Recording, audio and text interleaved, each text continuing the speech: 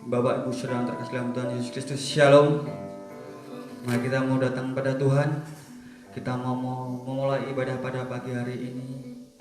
Kita mau satukan hati kita. Kita mau menikmati hadirat Tuhan. Terima kasih Yesus.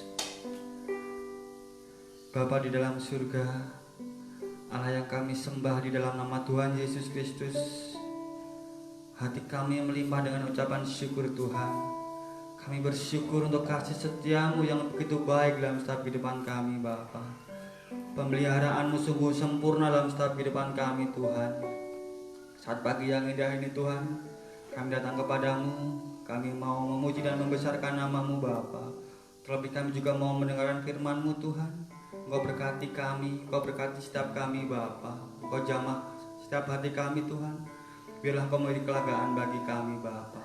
Terima kasih Yesus. Di dalam nama Tuhan Yesus Kristus, kami siap untuk memuji dan membesarkan nama-Mu Tuhan. Haleluya Yesus. Mari kita mau naikkan pujian, kita mau mendekat pada Tuhan. Kita mau menikmati hadirat Tuhan, kita mau memandang Tuhan. Haleluya Yesus. Kita mau katakan dekat padamu Tuhan, itulah kerinduan kami.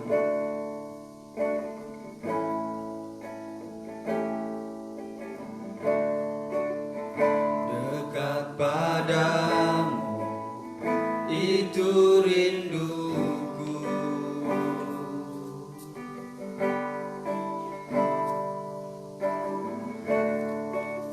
setiap kataku kau pun menunggu.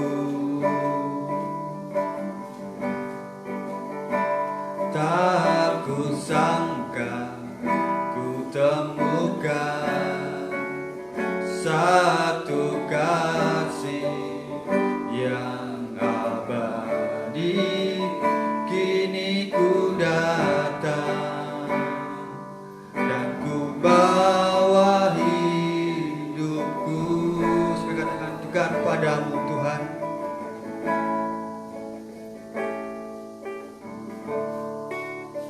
Dekat padamu itu rinduku.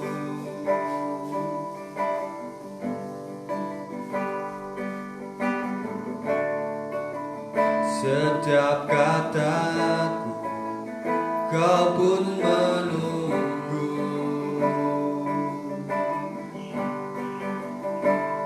Tak ku sangka ku temukan satu kasih yang abadi.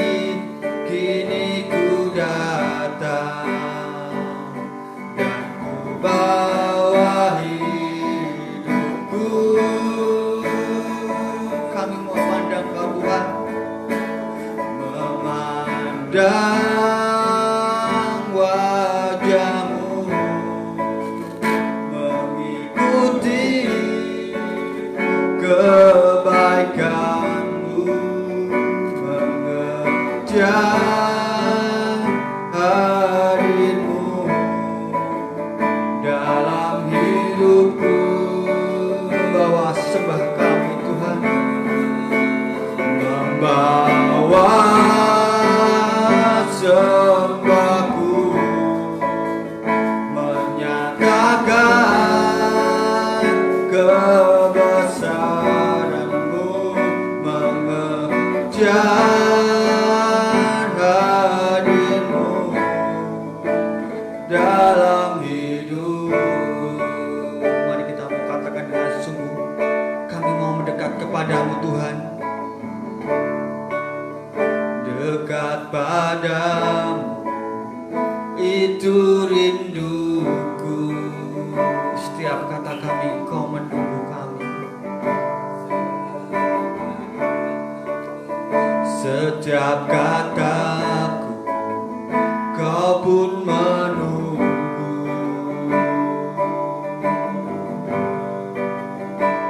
Tak ku sangka ku temukan satu kasih yang abadi.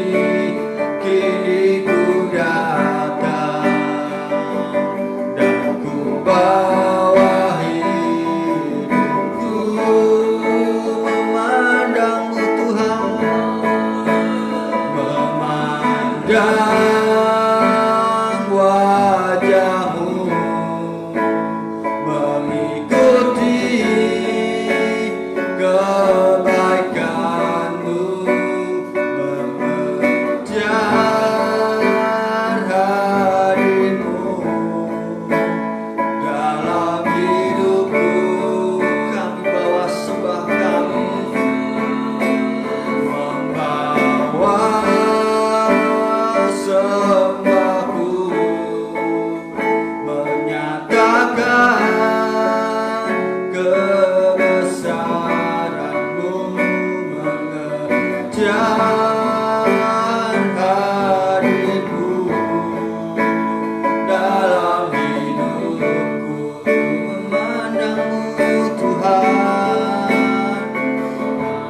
dan wajahmu, mengikuti kebaikanmu, mengejar hadirmu dalam hidupku,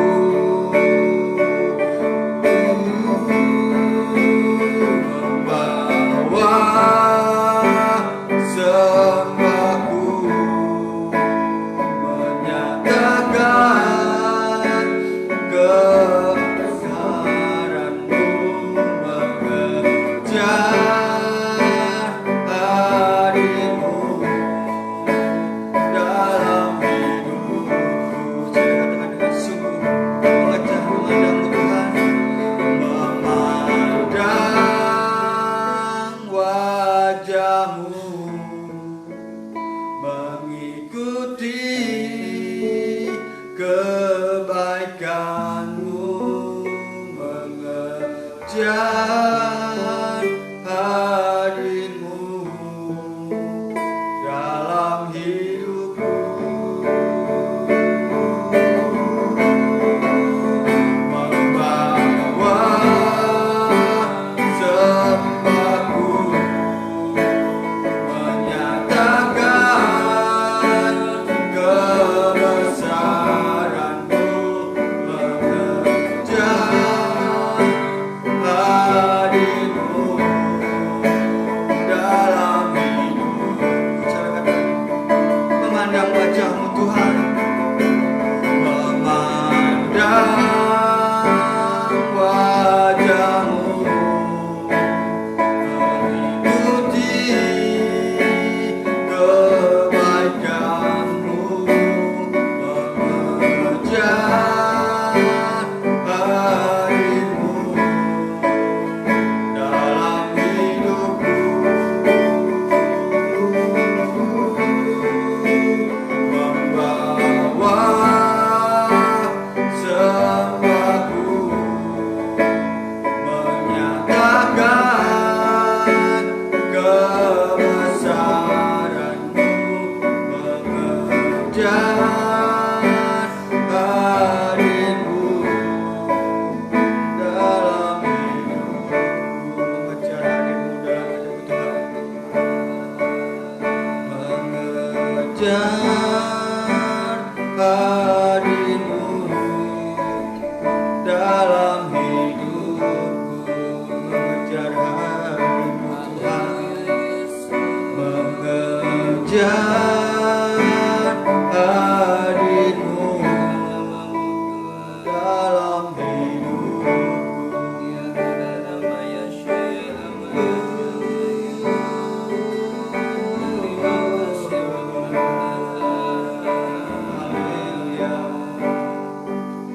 Haleluya, Yesus, mengejar hadirmu Tuhan. Kami mau dekat padamu Yesus, kami bersyukur Engkau Allah yang baik, Allah yang hidup. Segala puji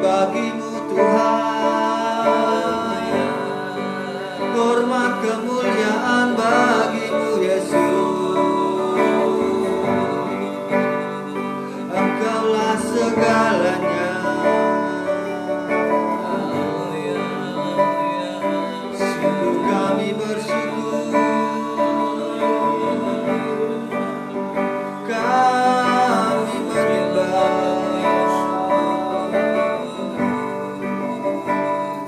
kami agungkan Engkau Tuhan,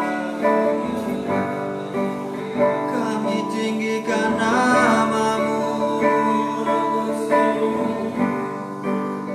Bersyukur untuk kasih setia-Mu Tuhan, kuasa-Mu dahsyat, anugerah-Mu besar. Haleluya, Yesus, glory, glory bagi-Mu Tuhan. Sungguh hati kami bersyukur,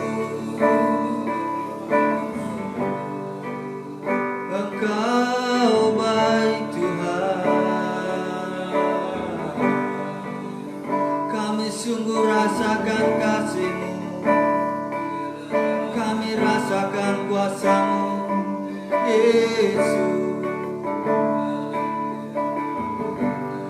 Kami rasakan jamahan-Mu Tuhan. Engkau melawat kami, Yesus. Terima kasih Tuhan. Engkau sungguh baik Tuhan. Engkau sangat baik, Yesus. Haleluya, Yesus. Haleluya, kami memandang wajah, kami memandang-Mu Tuhan.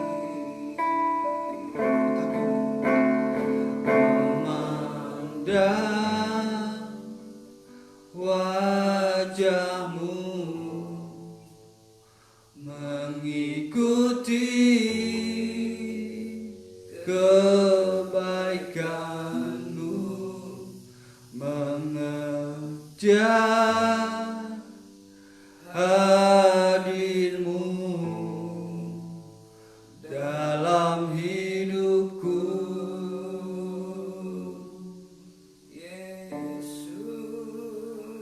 Membawa sembahku, menyatakan kebesaran-Mu, mengejar hadir-Mu dalam hidup. Katakan dengan sungguh bahwa kami memandang Engkau Tuhan. Memandang wajah-Mu, mengikuti kebaikan-Mu, mengejar hadir-Mu dalam hidupku. Ku bawa sembah kami Tuhan, membawa sembahku, menyatakan kebesaran-Mu, mengejar hadir-Mu dalam hidupku. Mengejar hadir-Mu Tuhan, mengejar hadir-Mu dalam hidupku. Mengejar hadir-Mu Tuhan, mengejar hadir-Mu dalam hidupku. Benar Tuhan, inilah ungkapan hati kami bahwa kami mau mendekat kepada-Mu Tuhan. Kami mau mengejar hadir-Mu Tuhan dalam setiap kehidupan kami Bapa. Kami Kami mau masuk lebih dalam lagi dalam hadirat-Mu Tuhan. Kami mau siapkan hati dan pikiran kami untuk menerima kebenaran firman-Mu Bapa. Kami sungguh yakin, sungguh percaya Bapa, Engkau akan melawat setiap kami Tuhan. Kami mau katakan bahwa Engkaulah perisai kehidupan kami Tuhan. Saat badai menerpa hidup kami, Engkau kekuatan hidup kami. Kami akan berdiri di dalam Engkau Yesus. Kita mau katakan dengan sungguh bahwa Engkaulah perisaiku. Engkaulah perisaiku saat badai hidup menerpaku. Firman-Mu di dalamku tenangkan jiwaku. Engkaulah perisaiku, Engkaulah perisaiku saat badai hidup menerpaku.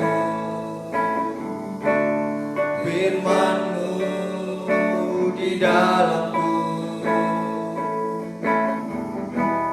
tenangkan jiwaku. Bukan berdiri di tengah badai, dalam kekuatan yang Kau berikan. Sampai kapanpun ku kan bertahan, karena Yesus selalu menopang hidupku.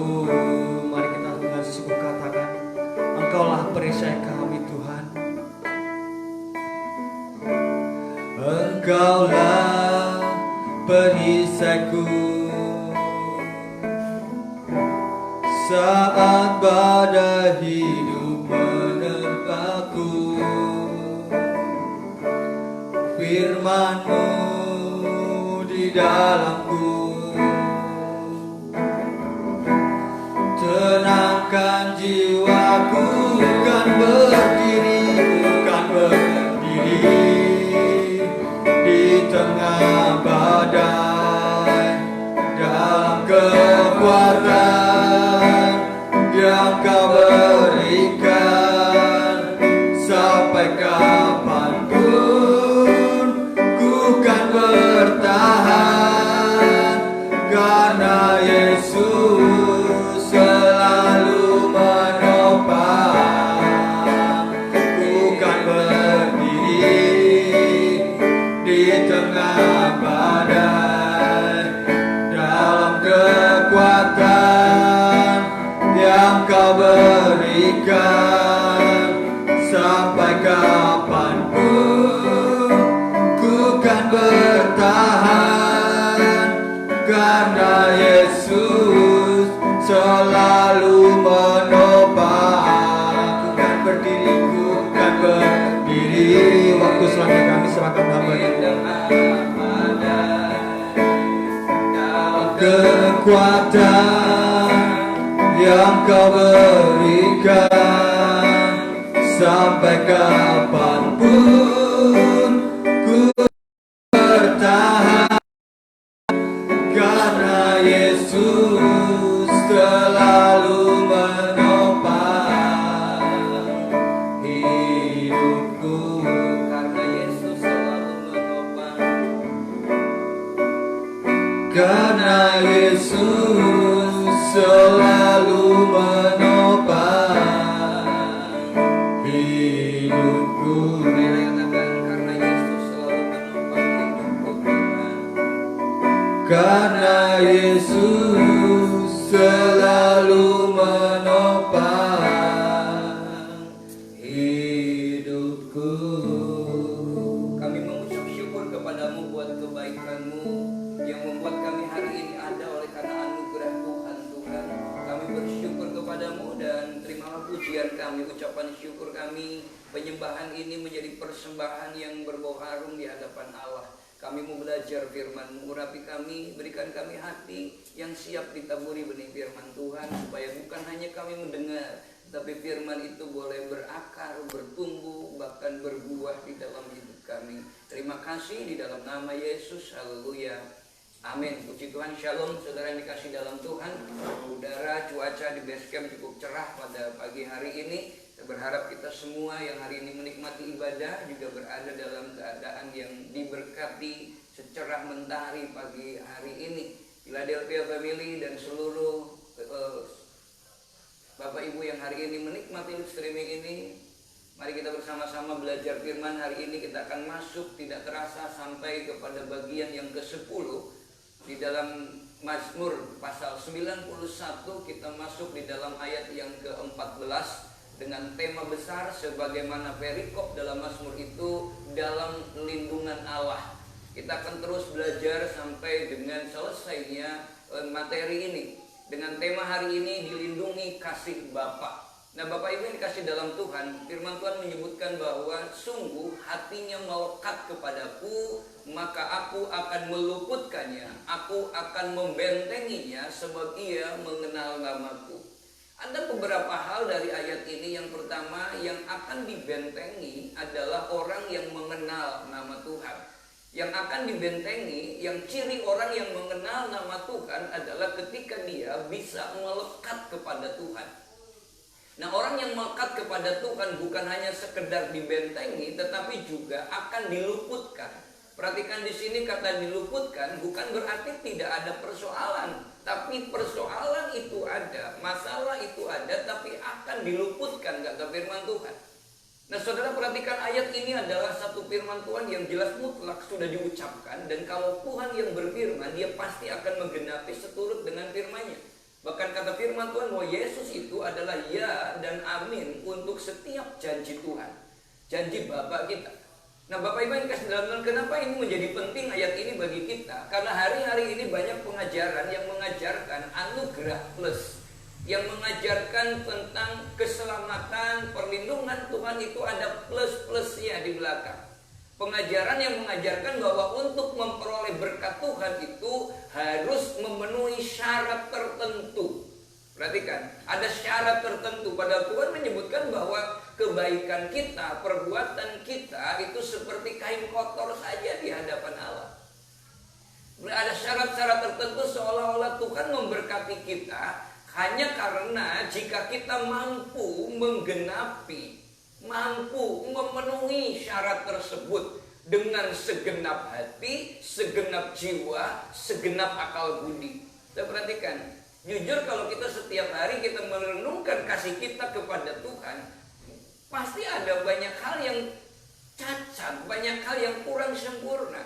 Tetapi kalau kita memperhatikan ayat di atas, Mazmur 91 ayat yang ke-14 itu, sungguh hatinya melekat kepadaku, maka aku akan meluputkannya. Ini perhatikan kata janji Tuhan, aku akan meluputkannya, aku akan membentenginya, sebab ia mengenal namaku. Jadi letaknya itu adalah apakah kita mengenal Tuhan atau tidak. Apakah kita mengenal Bapa kita atau tidak. Dilindungi dalam kasih Bapa berarti kita harus mengenal perlindungannya. Handphone yang ada ini juga ini banyak sekali fitur-fiturnya. Banyak hal yang kemudian ternyata bisa dimanfaatkan dengan luar biasa. Karena ada lockdown ini yang membuat kemudian kita berpikir ngajar, mulai dengan live streaming juga ngajar, juga dengan online juga. Ternyata aplikasinya begitu banyak, dulu nggak pernah terpikirkan. Dulu saya hanya telepon, WhatsApp, Facebook paling mungkin, dan yang lain juga tidak ada. Nah, saudara dikasih dalam Tuhan, perhatikan di sini bahwa ternyata perlindungan itu bukan tergantung dari kesempurnaan kita kepada Tuhan. Di sini perhatikan, perlindungan itu bahwa perlindungan Tuhan bergantung kepada kesanggupan kita melekat kepada Tuhan, melekat kepada Allah. Perhatikan, sesungguhnya ini adalah pondasi yang mudah goyah ketika kita beranggapan bahwa iman itu atau perlindungan berkat itu kalau kita memenuhi syarat tertentu. Makanya banyak orang menjadi kecewa ikut Tuhan, menjadi tidak stabil di dalam imannya karena dia merasa aku tidak layak, aku tidak mampu, aku tidak hebat seperti yang lain. Sehingga kemudian di dalam masyarakat global ini mulai ada penilaian, oh dia orang yang hebat dengan Tuhan ini, sehingga muncullah orang-orang yang katakan ini sama kesalehannya, kealimannya, bahkan ada pendeta besar, pendeta kecil. Siapa yang kemudian membuat kasta strata di dalam kehidupan ini? Saudara perhatikan di sini. Kenapa? Karena sebagai pengikut Yesus, betapa hebatnya kita, betapa baiknya kita. Tidak ada orang yang bisa sempurna di dalam hidupnya. Sebab dosa itu bukan hanya sekedar apa yang kita bisa dilihat dengan kasat mata, tapi bisa saja dosa di dalam pikiran, dosa di tempat yang tersembunyi. Tuhan yang lebih tahu. Nah, Allah tahu bahwa kita itu tidak mungkin memenuhi kriteria itu. Allah tahu bahwa kita tidak mungkin memenuhi tuntutan itu. Untuk itulah, karena tahu betul manusia tidak bisa memenuhinya, firman Tuhan yang mendasari kedatangan Tuhan menyebutkan, karena begitu besar kasih Allah akan dunia ini, karena begitu besar kasih Tuhan akan kita, karena begitu besar kasih Tuhan akan manusia ini, akan dunia ini, sehingga ia mengaruniakan anaknya yang tunggal. Dia adalah yang memiliki kesetaraan dengan Allah, tetapi tidak menganggap kesetaraan itu yang harus dipertahankan, melainkan telah melakukan kenosis, pengosongan diri, untuk datang dan mengambil rupa manusia. Dan firman Tuhan, barang siapa percaya kepadanya tidak binasa, melainkan beroleh hidup yang kekal. Dia menjadi manusia, dia hidup sebagai manusia, supaya dia memahami manusia dan tahu betul. Maka ketika selesai khotbah di bukit, dia tidak mengunjungi orang yang hebat imannya, hebat rohaninya menurut kriteria pada waktu itu. Tetapi Yesus justru datang kepada orang yang sakit kusta, yang tidak bisa datang dengan terang-terangan karena dia sakit kusta. Dan dia datang kepada orang itu sampai orang itu berpikir begini, ini adalah pikiran orang-orang yang sama seperti kebanyakan. Yesus sanggup menyembuhkan, tetapi dia tidak yakin bahwa Yesus mau. Maka firman Tuhan dalam Injil Matius pasal 8 ayat yang kedua mengatakan, Tuhan, jika Tuhan mau, Tuhan bisa menyembuhkan aku. Katamu kalau aku mau, dan sembuhlah engkau. Saya perhatikan di sini. Itulah makanya dia tahu bahwa dia tidak memenuhi tuntutan manusia, terlalu banyak kriteria-kriterianya. Dengan mengutus putranya, ia sedang berkata kepada kita, aku tahu engkau tidak mampu, aku tahu engkau tidak sanggup. Jadi izinkan aku mengasihimu dengan segenap hati. Perhatikan, kasih awal itu bukan kasih kita dulu kepada Tuhan, tapi kasih Tuhan dulu kepada kita. Jadi kalau kita ingin melekat kepada Allah, izinkan Tuhan dulu mengasihi kita dengan segenap hati, dengan segenap akal budi, dengan segenap kekuatannya. Jadi Tuhan tahu kebutuhan kita, Tuhan tahu kelemahan kita, maka dia berkata kepada kita.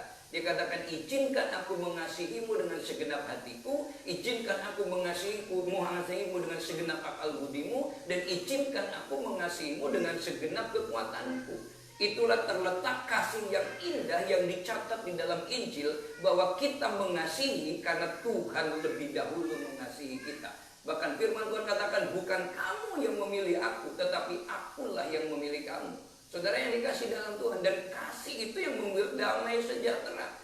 Kita perhatikan, itulah maka kalau kita belajar dalam Injil Yohanes, dalam surat 1 Yohanes 4 ayat yang ke-10 berkata, inilah kasih itu, bukan kita yang telah mengasihi Bapa, tetapi Bapa yang telah mengasihi kita dengan mengutus anaknya sebagai pendamaian bagi dosa-dosa kita. Tahu kita dosa, tahu kita begitu tingginya, besarnya dosa, maka dia mengutus anaknya. Karena kasihnya kepada kita, dia utus anaknya untuk mengorbankan dirinya di atas kayu salib. Dan ketika dia bilang tetelestai, maka semua karyanya itu sudah diselesaikan. Orang yang melekat berlindung di bawah kepak sayapnya, dia menikmati perlindungan yang sempurna. Itulah lindungan kasih Bapa. Sudah perhatikan. Dan firman Tuhan menyebutkan juga dalam kitab Ratapan pasal 3 ayat 22 dan 23 berkata, tak berkesudahan kasih setia Tuhan, tak habis-habisnya rahmatnya, selalu baru setiap pagi, besar kesetiaan. Perhatikan, ini luar biasa. Tak berkesudahan kasih Tuhan, itu berarti terus terus tidak berkesudahan, tak habis-habisnya rahmatnya. Dan kemudian selalu baru setiap pagi, besar kesetiaan. Kan betapa indahnya. Saudara perhatikan, hari ini kendati kasih kita kepada Tuhan, kepada Bapa pasang surut, tetapi Ia tetap melepaskan kita dari si jahat. Saya perhatikan, bahkan kalau firman Tuhan mengatakan, meskipun engkau tidak setia, kata firman Tuhan tetap setia. Kepada umat Israel dia bilang begini, setiap hari tanganku terulur. Untuk apa? Supaya adakah yang menggapai uluran tangannya. Ketika tangan kita terulur, tangan Allah mendekat dan sambil memegang ini, sehebat apapun kekuatannya, ketika kita ada di dalam tangan Tuhan yang kuat, Tuhan sanggup menyelamatkan kita. Untuk itu pagi hari ini kita bersyukur bahwa kita berada di dalam perjanjian baru, di mana kasih karunia yang besar itu, yang sangat besar itu, sehingga dapat mengandalkan kasihnya yang tidak bersyarat itu, tidak pernah berubah dan tidak pernah Ia sesali. Jadi coba kita renungkan hari ini, saudara yang dikasih dalam Tuhan, seberapa kita mungkin penilaian orang kepada kita sangat berbeda dengan penilaian Tuhan kepada kita.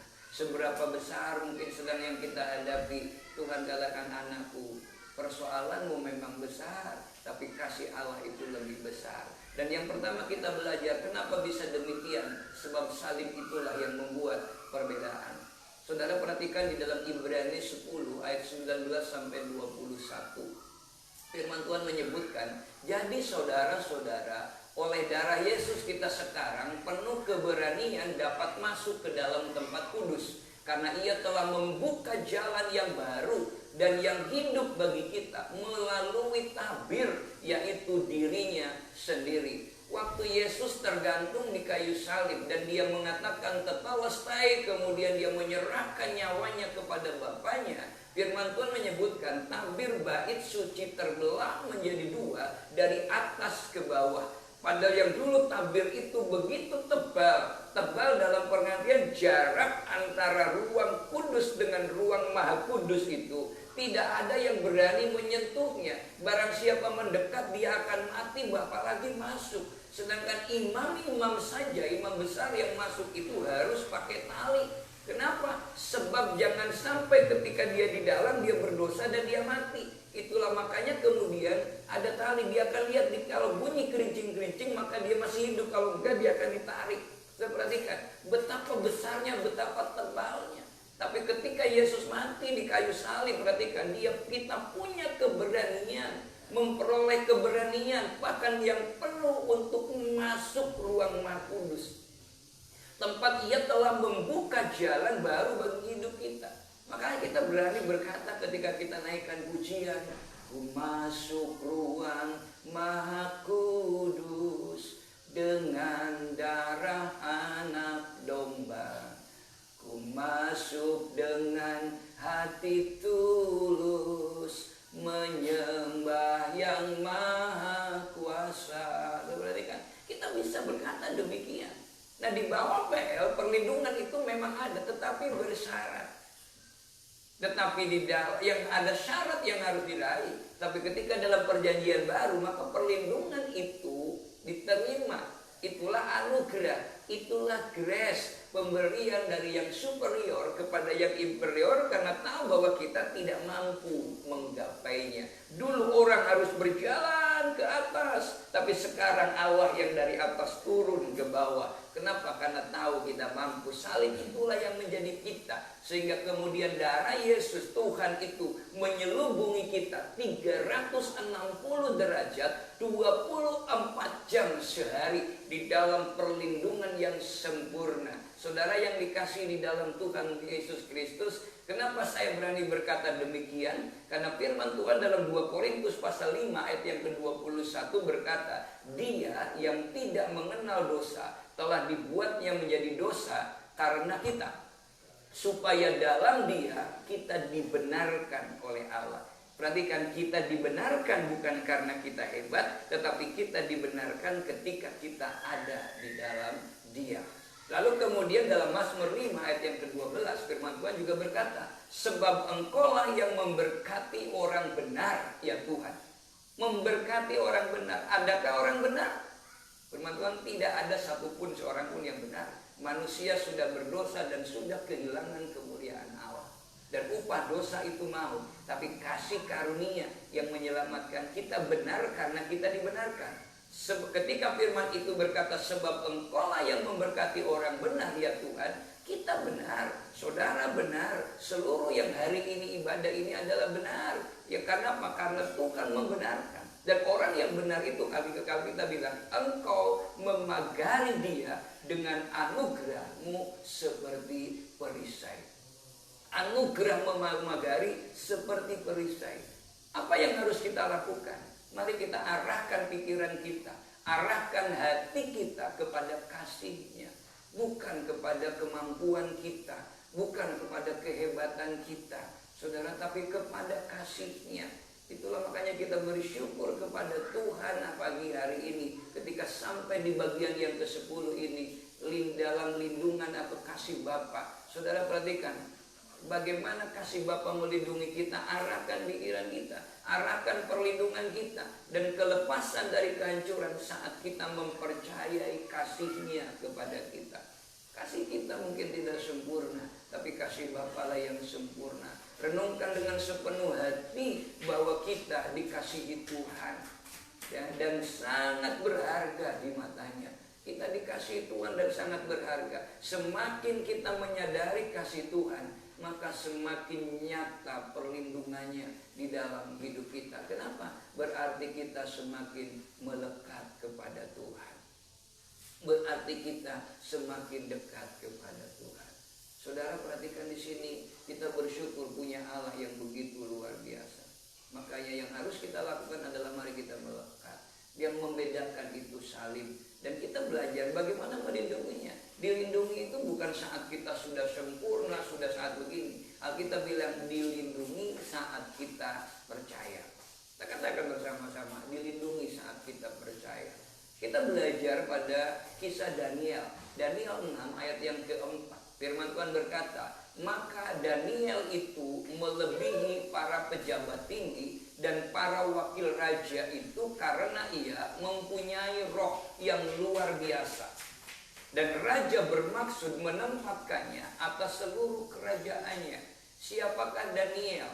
Daniel itu adalah salah seorang dari empat berkawan, Sadrak, Mesak, Abednego, dan kemudian Daniel. Saudara perhatikan, ini adalah anak-anak tawanan, anak-anak yang buangan yang dibawa oleh Nebukadnezar. Jadi orang-orang itu berada, kalau sekarang itu minoritas di tengah-tengah mayoritas. Tetapi perhatikan dalam kondisi begini, dalam kondisi yang penuh begitu banyaknya tantangan, ternyata Daniel mau dipromosikan, perhatikan di sini, menempatkannya atas seluruh kerajaannya. Bukan karena Daniel hebat, tapi karena dia mempunyai roh yang luar biasa. Daniel ini adalah contoh mengenai seorang yang melekat kepada kasih Yesus dan mengalami kelepasan dari Tuhan. Dari mulai sejarah kitab Daniel itu ditulis, Daniel dari awal sudah mau diinfiltrasi, sudah mau diberikan masukan-masukan menurut adat istiadat di Babilonia pada waktu itu. Baik makanannya, bahasanya, budayanya, sudah perhatikan. Dan juga tentu agamanya yang ada, imannya. Tetapi dia tidak terkontaminasi oleh yang ada di situ. Daniel tidak bisa, Daniel tidak menajiskan dirinya, perhatikan. Karena dia tahu betul meskipun dia ada di perantauan, meskipun dia ada di tempat di Babilonia, di bawah kekuasaan Nebukadnezar, tetapi dia tahu bahwa dalam hatinya dia percaya betul kepada Allahnya. Dia begitu melekat kepada kasih Bapa, kasih Tuhan, sehingga akhirnya menimbulkan kecemburuan dari para pejabat lain kepada Daniel. Dan itulah yang memantik untuk berusaha menyingkirkannya. Saya percaya Bapak Ibu semua sudah tahu sejarah ini, tetapi terus dicari kesalahannya. Firman Tuhan mengatakan mereka tidak mendapatkan kesalahan apapun di segala bidang. Hebat kan di sini? Kesalahan apapun, kalau kita dicari kesalahannya mungkin lebih banyak, kita orang gampang cari kesalahan gini-gini. Tapi orang itu nggak dapat.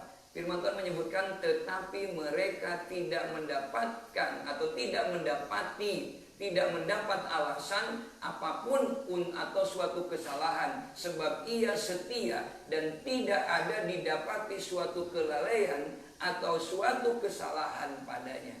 Ia setia kepada Raja, ia setia kepada Tuhan, ia setia di dalam kehidupannya, dan tidak ada yang melakukan satu kesalahan. Ini kan perhatikan betapa melekatnya Daniel, betapa firman itu bukan hanya ada di sini, tetapi di sini. Firman itu sudah ada di dalam hatinya, bukan hanya sekedar jadi pikiran yang hari ini pandai kemudian diperdebatkan di mana-mana.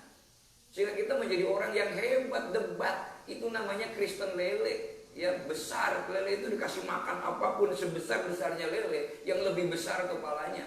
Tapi kita belajar seperti Kristen ikan mas, ya, besar dikasih makan, besar tubuhnya, kepalanya tetap kecil, tidak sombong. Saudara perhatikan di sini, tidak ada dan satu-satu alasan yang untuk mendakwa dia adalah karena masalah ibadahnya. Karena masalah ibadahnya lah yang kemudian membuat Daniel itu dimasukkan. Raja berusaha untuk menyelamatkan, tapi karena dia sudah membuat undang-undang, maka nggak bisa dibatalkan. Ini hebatnya pemerintah waktu itu. Meskipun dia raja yang di Babilonia, tapi kata firman Tuhan, sekali dia membuat undang-undang, dia sendiri tidak bisa membantahnya. Yang beda dengan hari-hari ini. Namun dibalik semua itu perhatikan, Tuhan hendak menyatakan kasihnya. Jadi apa yang terjadi bukan Tuhan tidak sayang kepada Daniel, tetapi justru itu ada di dalam kerangka, di dalam rancangan Tuhan, bukan supaya Daniel ini memang hebat, tetapi untuk menunjukkan Tuhan yang ada di dalam kehidupan Daniel itu adalah Tuhan yang hebat. Sama seperti kita memperhatikan kisah Yusuf. Dia mendapatkan mimpi. Pada malam harinya dia cerita kepada bapaknya dia akan menjadi pemimpin. Tetapi yang terjadi adalah dimasukkan ke sumur, dijual, dibeli Potifar, kemudian menjadi budak, difitnah masuk penjara. Tetapi ternyata itu jalan untuk kemudian masuk ke dalam rencana Tuhan, menggenapi Tuhannya menjadi orang kedua di Mesir. Tujuan peristiwa yang diizinkan Tuhan kepada Daniel adalah agar nama Tuhan ditinggikan dan menjadi kesaksian betapa hebat kuasanya bagi orang yang mengasihi dia. Jadi hari-hari ini ketika kita menghadapi sekarang ini, perhatikan, ketika kita mengenal nama Tuhan, ketika kita belajar ada di dalam Tuhan, ketika kita percaya kepada Tuhan, ini pun untuk membuktikan betapa hebat kuasanya bagi kita. Maka kita tidak perlu khawatir. Alkitab bilang dalam Daniel pasal 6 ayat 27 berkata, bersama ini kuberikan perintah bahwa di seluruh kerajaan yang kukuasai, orang harus takut dan gentar kepada Allahnya Daniel, sebab dialah Allah yang hidup, yang kekal untuk selama-lamanya. Pemerintahannya tidak akan binasa dan kuasanya tidak akan berakhir. Saudara perhatikan, jadi apa yang terjadi kalau kita bisa memberi bukan karena kita hebat. Kalau kita bisa beraksi pada hari-hari ini itu bukan karena kita hebat, tetapi karena Tuhan yang hebat bekerja di dalam hidup kita dengan satu tujuan. Apa yang kita kerjakan, melalui apa yang kita perbuat, nama Tuhan dipuji dan dipermuliakan. Yang berikutnya adalah bagaimana kita mencari sang pelindung itu. Saudara, perlindungan dari Tuhan yang kita alami itu bukan hasil hebatnya kita terhadap kemampuan kita, tetapi menyerupakan hasil kedekatan dan keintiman kita dengan Dia. Makanya dulu dalam KPR seri sebelumnya, di dalam naungan sayapnya, lindungan sayapnya. Sayap itu kan dekat dengan badan, dilindungi berarti dia dekat, melekat betul. Keintiman dengan Dia. Daniel berdoa 3 kali sehari. Jam 9, jam 12, jam 3. Kalau sekarang kan ini waktu-waktunya kerja. Bukan hanya sekedar berdoa menjadi tambal butuh pada saat susah kita berdoa saja, tetapi dia secara konsisten. Saudara, yang dibutuhkan kan konsistensi, bahwa sukses itu tidak pernah membohongi prosesnya. Saudara perhatikan, sehingga mengekspresikan keintiman dengan Tuhan 3 kali sehari. Dia rutin, konsisten. Meskipun dia sudah menjadi pemimpin yang hebat, dia tetap melakukan itu. Ini kan luar biasa. Saya perhatikan di sini, tidak ada rumus atau jalan pintas untuk berjalan dalam lindungan ilahi. Doa perlindungan itu bukan transaksi. Doa perlindungan dari Mazmur 91, sekarang ada orang minta Mazmur 91, lalu diketik kemana-mana dibaca, seolah-olah kalau ada kesusahan, Mazmur 91, Mazmur 91, Mazmur 91, bukan. Doa perlindungan dalam Mazmur 91 itu bukan transaksi. Kadang-kadang kita, ayo kita doa puasa dong, doa gini dong, seolah-olah transaksi, tetapi itu bentuk suatu relasi sebenarnya. Beda kan transaksi dengan relasi. Kita perhatikan Bapak kita yang di sorga itu sebagaimana Bapak dunia. Kadang kita melihat anak kecil dilempar-lemparkan ke atas pun dia akan tertawa saja. Kenapa? Karena dia tahu betul meskipun dilemparkan, dan itu sangat berbahaya. Bapak itu akan selalu memegang, ketawa dia. Maka nggak mungkin begitu dilempar lalu ditinggal pergi. Diayun begitu jauh pun dia tertawa, dia melirik ke belakang. Ada Bapaknya yang menjaga dia. Dan perhatikan, berikan syukur kepada Allah dan kasih-Nya. Sebagaimana Daniel senantiasa mengucap syukur. Berikan syukur. Jadi keintiman, kedekatan dengan Tuhan ditandai ketika kita bisa bersyukur. Kendati Daniel mengasihi Allah, tapi hukuman tetap diterima. Ini kan aneh untuk orang. Tapi ini tidak aneh di hadapan Tuhan, karena Allah tahu betul tujuannya. Saudara perhatikan, sebagian orang akan menggerutu menghadapi begini, bahwa menjadi kecewa kepada Allah. Waduh, saya sudah berdoa, saya sudah dekat, saya sudah begini, kenapa bisa begini? Tapi dia tetap saja bersyukur. Dia menjalani, ya, dia terus menjalaninya. Ya, makanya saya memberikan slogan terus, hidup itu adalah dijalani, dinikmati, dan disyukuri. Tidak ada rumus, langkah-langkah, atau jalan pintas berjalan dalam perlindungan ilahi selain daripada hidup dengan Tuhan, dan tanpa sadar kita sudah berada di dalam lindungan sayap-Nya. Sudah naungan sayapnya ini tanpa sadar kalau kita ada di situ. Daniel memiliki relasi yang intim dengan Tuhan. Bagaimana dengan kita? Sadarlah betapa dekatnya kita dengan Dia, dan ketika kita dekat dengan Allah, maka betapa dalamnya kita juga dikasihi Tuhan. Tuhan Yesus yang sudah dihukum di atas kayu salib untuk menggantikan kita. Dia yang mati, yang tidak berdosa, menggantikan kita, sehingga iblis tidak bisa datang kepada sang raja untuk agar meminta kita dihukum, tidak, dan dilemparkan ke gua singa, tidak. Dia yang tidak mengenal dosa telah dibuatnya menjadi dosa karena kita, supaya dalam Dia kita dibenarkan. Berkat karya yang sudah dinyatakan Yesus di atas kayu salib itulah, begitu kita menerima Yesus sebagai Tuhan dan Juru Selamat di dalam hati kita, keadilan, kebajikan Kristus itu sudah ada di dalam kehidupan kita.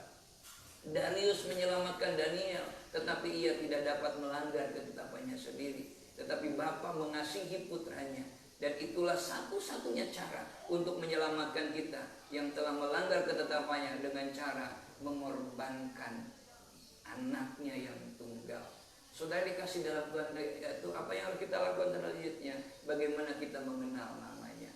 Saudara, perhatikan di dalam ayat yang ke-14 ini, aku akan membentenginya sebab ia mengenal namaku. Pertanyaannya, apakah kita mengenal nama Bapa kita, nama Tuhan kita?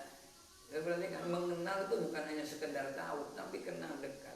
Kita sudah mendiskusikan nama-nama Allah di dalam ayat 1 dan ayat yang kedua. Ada Elyon, ada El Shaddai, ada Yehovah, ada Elohim. Namun Yesus sendiri justru menyingkapkan nama Allah itu adalah Bapa. Apa sih Bapa? Bapa ini adalah berbicara tentang keluarga.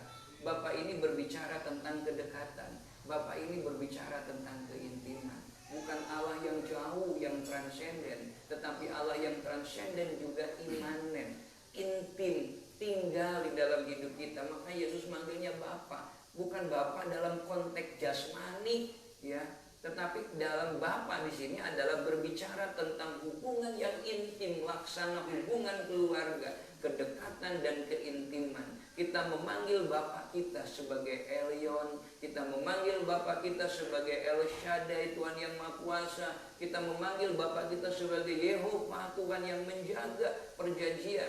Dan kita memanggil Bapa kita dengan panggilan Elohim, pencipta langit dan bumi yang perkasa. Setiap nama itu penting karena menyingkapkan suatu aspek yang luar biasa mengenai Tuhan kita. Saat kita mengenal Tuhan sebagai Bapa, maka semua kebajikan, sifat dan kuasanya itu bekerja untuk membentengi kita.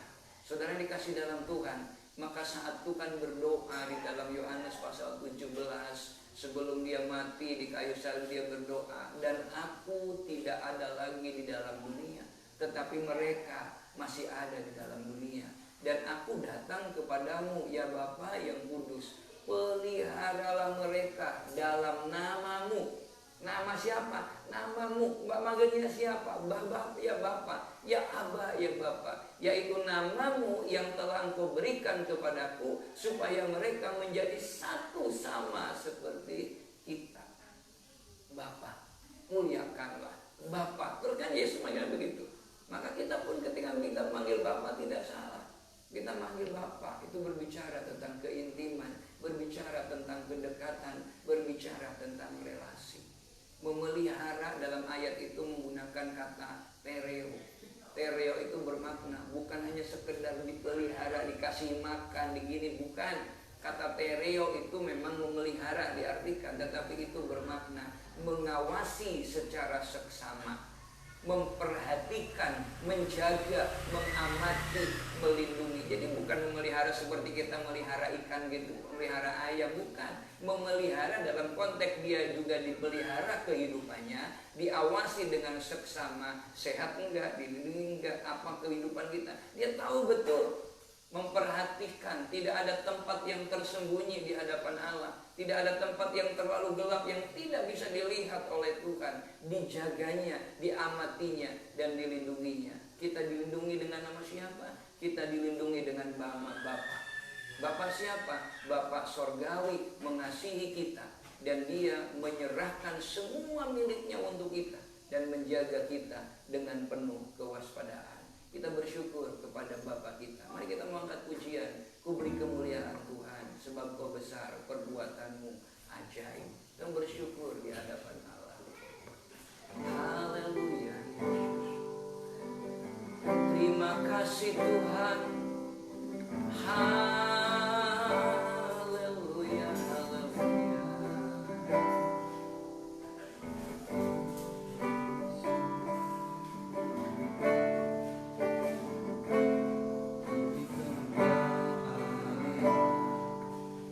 Dan hormat, ku angkat suara pujian, ku agungkan namamu, ku beri kemuliaan. Dan hormat, ku angkat suara pujian, ku agungkan namamu, sebab Kau besar, perbuatanmu ajaib, tiada seperti Engkau, tiada seperti Engkau. Sebab Kau besar, perbuatanmu ajaib, tiada seperti Engkau, tiada seperti Engkau. Perbuatanmu ajaib, tiada seperti Engkau. Bapa kita begitu mengasihi, tiada seperti Bapa kita begitu Engkau. menyayangi, Kau besar, Bapa kita begitu perbuatanmu memperhatikan kita, ajaib, bahwa memelihara tiada bukan hanya seperti sekedar memberikan Engkau. makan. Memelihara itu adalah memperhatikan Tiada dengan seksama. seperti Memelihara itu berarti melindungi, menjaga, Kau besar, mengawasi kita. perbuatanmu Perhatikan, diawasi, dijaga, ajaib, dipelihara manusia. tiada Kita aja seperti begitu senang. Engkau. Ini adalah Bapa surgawi yang siap Tiada memelihara seperti kehidupan kita. Engkau. Inilah yang Kau membanggakan kita, besar, yang membuat kita tidak perbuatanmu khawatir lagi ajaib, melihat keadaan tiada yang ada, seperti yang membuat kita tidak lagi kehilangan damai tiada sejahtera. seperti Amin Tuhan. Sekali lagi dengan iman katakan, oh Kau besar, perbuatanmu ajaib, tiada seperti Engkau, tiada seperti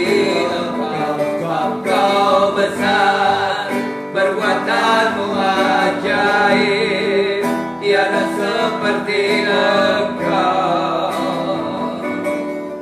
tiada seperti Engkau, tiada seperti Engkau, tiada